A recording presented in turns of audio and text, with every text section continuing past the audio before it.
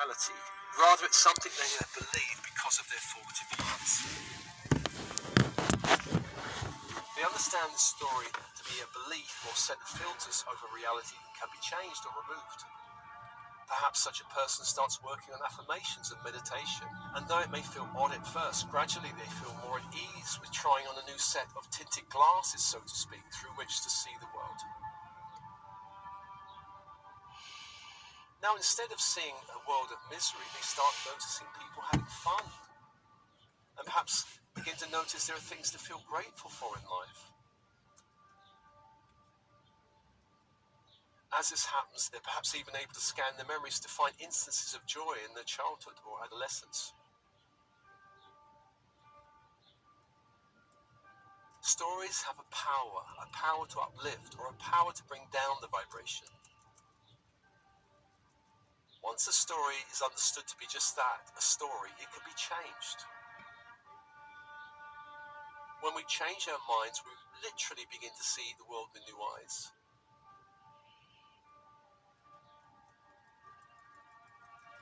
When a limited story is changed, and even difficult past experiences can be seen and evaluated in a fresh light. Happier memories perhaps may come to the surface, ones that could not previously be found because the unconscious mind was not even looking for them.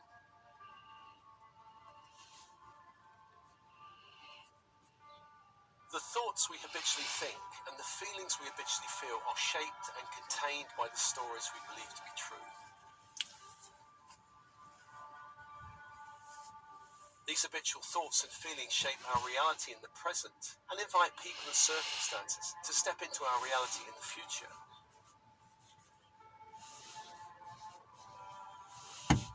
We could say that the thoughts and feelings we dwell on are what determine our experience of life.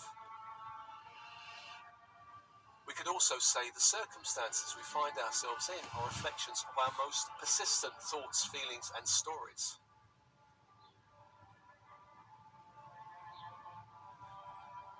We can always stop telling our sad stories, and there's a great film that highlights this. In the film, Jerry Maguire, played by Tom Cruise, he goes out to lunch with his employee Dorothy, played by Renee Zellweger. They're just colleagues, but Dorothy is harboring a serious crush on Jerry Maguire. They begin to discuss their personal lives, and Jerry begins to recall his most recent romantic failure. At this point in the film, Dorothy leads in and says, "Jerry, let's not tell our sad stories." I thought that was such a brilliant moment in the film, and that line stayed with me ever since.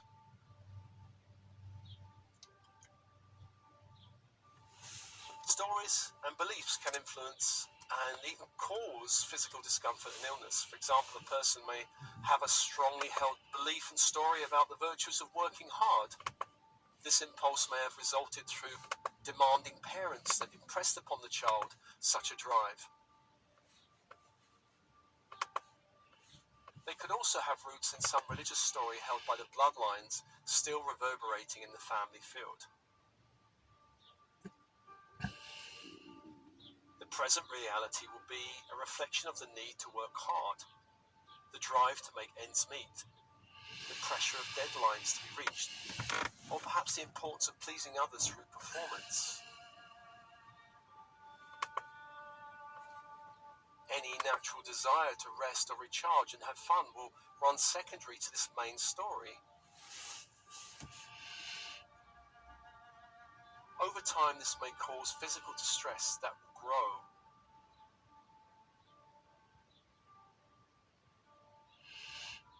Let's perhaps add another element to this example. Imagine a person who believes in hard work had a difficult relationship with one or both parents. Imagine this was so difficult that at times they felt anger and hate towards one or both parents. But they also grew up with the message it was wrong to feel that way. So on the one hand, there were strongly held feelings that were repressed because of the idea it was wrong to express those feelings. Though hidden, these feelings may not have found resolution. They're still there and may surface in other ways that do not seem linked to the original cause. These feelings remain in the body, creating a certain dynamic tension, but again manifests as some other physical discomfort or disease. And this continues until the original cause is uncovered and dealt with.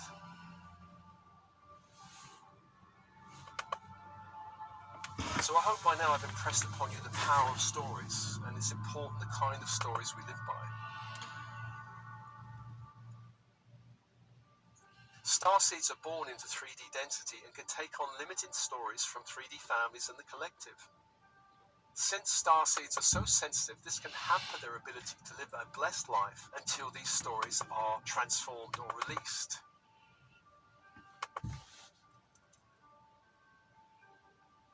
I want to emphasize everything can be transformed, healed, and cleared in the present moment. Starseeds especially have this ability as they begin to awaken. Whatever the origins of any limiting story or set of beliefs, awareness is curative, and just becoming aware of the true origins is the first step in allowing greater freedom in the present moment. We're all storytellers. It's important to become aware of the stories we're living within.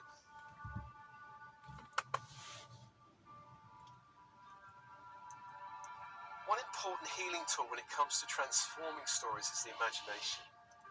Imagination is important because it's a gateway to speaking to our unconscious mind. There are many other benefits in working with the creative imagination. For example, athletes and actors use the imagination to retrain their bodies and minds for upcoming events. But for now, there's just a couple of exercises at working with stories and beliefs. The first exercise is think of an area of life you have difficulty with, perhaps money, work, relationships, or health. Get out a journal and write all your thoughts and feelings about this area. Censor nothing. Let it all out. Just channel the energy all out onto paper. When you've finished, put it away. Then in a few days, reread what you have written. As far as possible, imagine you're reading the ideas and opinions of someone else, and your job is to uncover what this person really believes about this area of their life. You're evaluating it in three ways. What they believe is possible and impossible for them in this area of their life. What they believe they are capable of achieving or incapable of achieving in this area of their life.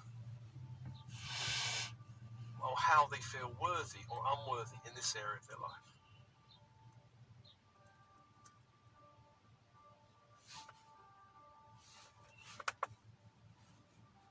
Exercise 2 is think of a play or book or film you have been drawn to over and over again in your life.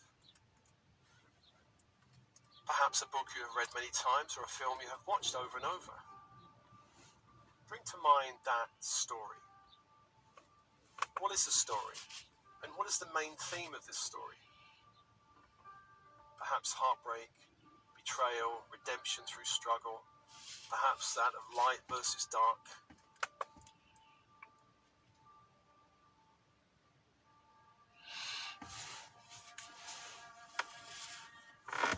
Who are the main characters you sympathize with? Who are the ones that repel you?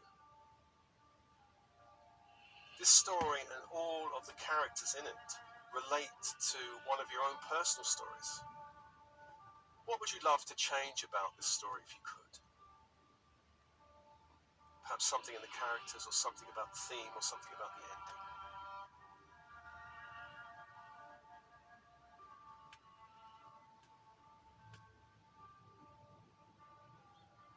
Exercise 3, imagine an area of your life that you have a challenge in could be represented by a landscape.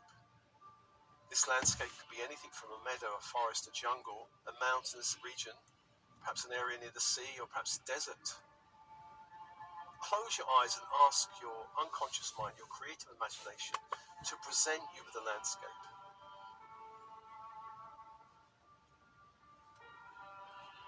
Do not try and visualize the landscape, just allow it to be presented to you. Open your inner senses, your sense of seeing, color, shape, and form, of hearing sound and silence, of feeling, touching, knowing, intuiting, smelling and tasting.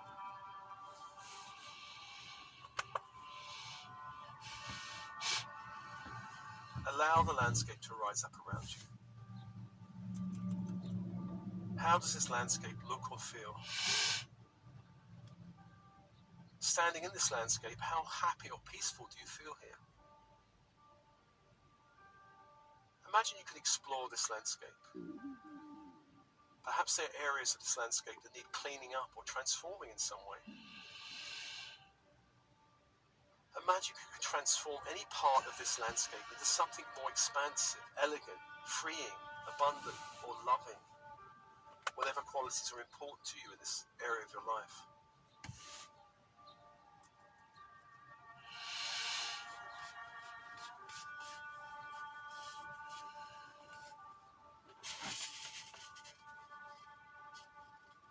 So exercise 1 is writing an area of your life out as a journal, all the thoughts and feelings. Exercise 2 is a play, book or film you've been drawn to over and over again. Exercise 3 is think of an area of your life that has a difficulty. What landscape represents that difficulty? Go and explore that landscape and start doing some creative adjustments there.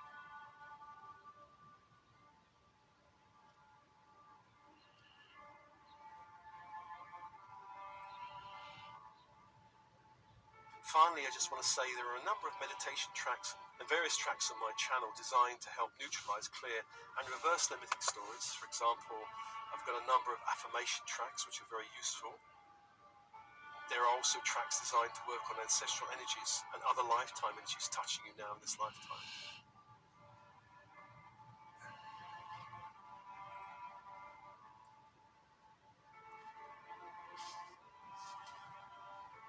So I do hope this little piece has been useful for you, or some parts of it have been useful for you, or given you food for thought. As always, I share this with many blessings, love and blessings.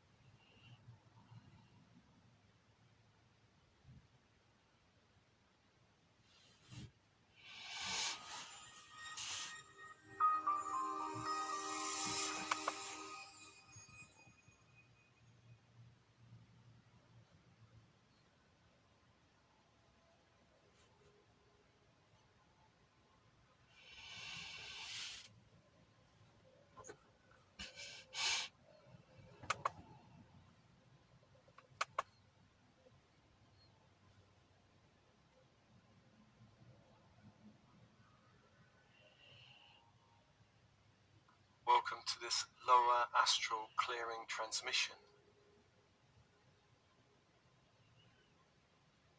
And as always, breathe light into your body of bone and blood. Light from the universe around you. Breathing in light from 360 degrees into your body, bone and blood. And allow light to infuse your body.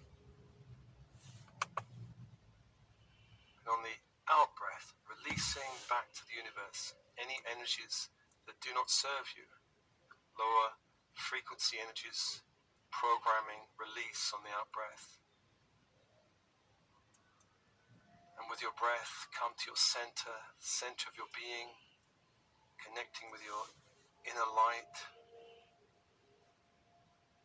Breathing, inviting light, releasing anything of a lower frequency back to the universe with your breath.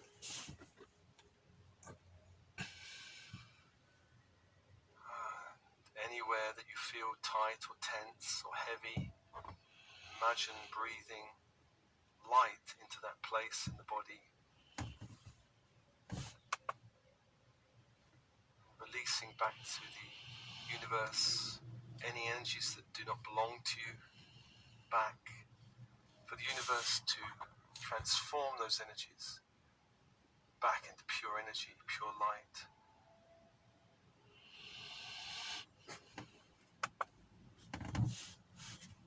Keep doing this, noticing where in the body needs more light, breathing, inviting more light into the body,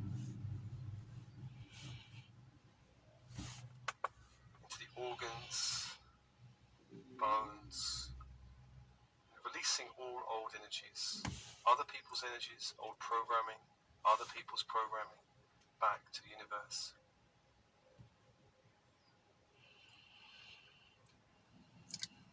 Imagine you can breathe light into the very chakra system of your body, and anywhere you're holding other people's energy, in any chakra from head to base, release back to the universe, allowing more of your own authentic light to return to you.